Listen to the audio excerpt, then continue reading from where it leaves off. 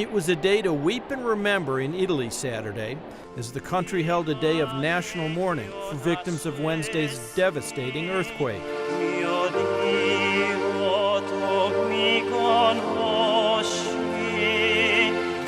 Rescue workers continue to search for survivors, but more than 3 days have passed, and time appears to be running out.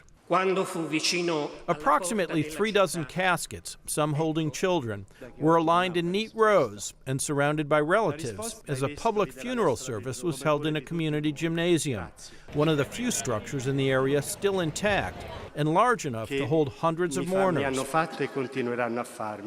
Italy's president, Sergio Mattarella, and Premier Matteo Renzi joined hundreds of residents in mourning the dead. The local bishop urged residents to hold on to their courage and rebuild their communities. The bishop recalled the story of a 9-year-old girl, Giulia Rinaldo, buried in the rubble, whose embrace apparently allowed her younger sister, Giorgia, to survive. Giulia morta, Giorgia viva. As the mass concluded, emergency workers carried little Giulia's coffin out of the gymnasium. Mourners applauded in Italy's traditional way of honoring people who died in a tragedy. Meanwhile, rescue workers continued their desperate search for survivors, working with search dogs, special equipment, and hearing the sounds of moving rubble beneath their feet. Ned Barker, The Associated Press.